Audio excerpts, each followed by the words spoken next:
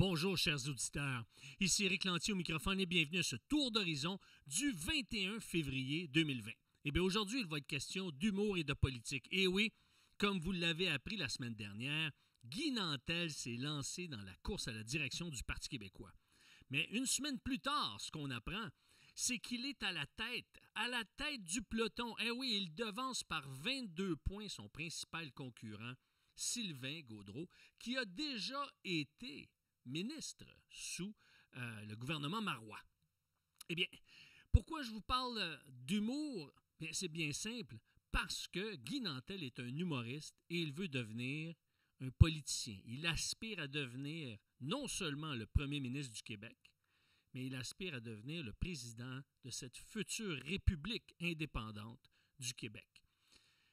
Maintenant, pourquoi les Québécois ne sont pas offusqués ou ne trouvent pas ça dérangeant qu'un humoriste, qu'un raconteur de blagues puisse prendre les commandes d'une nation comme le Québec?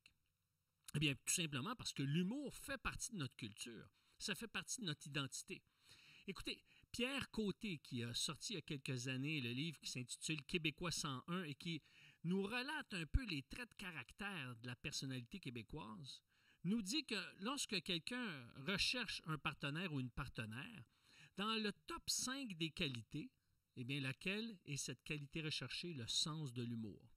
Eh bien, pour Roman Fraissinet, lui, qui est venu au Québec et a été charmé par la culture québécoise et spécialement impressionné par la présence de l'humour, compare l'humour québécois à un sport national. Et oui, ce qu'il va dire, c'est que le Québec est à l'humour francophone, ce que le Brésil est au football, ce que la Nouvelle-Zélande est au rugby. Alors, c'est incroyable parce que ça fait partie de notre identité. Tellement qu'il va dire que le Québec, c'est la pépinière de l'humour. Et pour lui, lorsqu'il a goûté au festival Juste pour rire de Montréal, eh bien, il a déclaré que c'était l'épicentre du rire. Imaginez, Montréal, la capitale du rire. C'est sérieux, mesdames et messieurs. Ce qui est aussi important de considérer, c'est qu'en termes de popularité, les humoristes sont très hauts, sont en haut de l'échelle, je pourrais dire. Radio-Canada nous rapportait que pendant que les milieux du théâtre et de la danse québécois s'inquiètent pour leur avenir, l'industrie de l'humour tourne à plein régime. Écoutez, les humoristes, lorsqu'on demande aux Québécois, par exemple, qui sont les personnages les plus populaires, qui vous influencent, que vous admirez le plus? Eh bien, Paul Journet du Journal de la Presse, lorsqu'il a fait une enquête, il a réalisé que les noms qui sont au-dessus de la liste, ce sont les noms des humoristes. Et ça, au-dessus des chanteurs.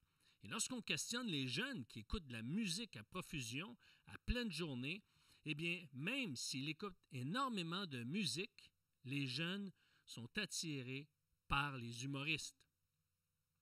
Louise Richer, qui est la directrice générale de l'École nationale de l'humour, va dire que, en fait, l'humour fait partie de notre culture parce qu'on les voit partout. Ils sont omniprésents. On les voit à la télé, à la radio, au cinéma, dans les magazines, puis dans les pubs. Donc, si on fait appel à des humoristes, c'est parce que, mesdames et messieurs, ils sont populaires. Et c'est pour ça que l'effet Guy Nantel joue un rôle important parce que l'humour fait partie de notre culture, fait partie de notre identité. L'humour est omniprésent, les humoristes sont omniprésents.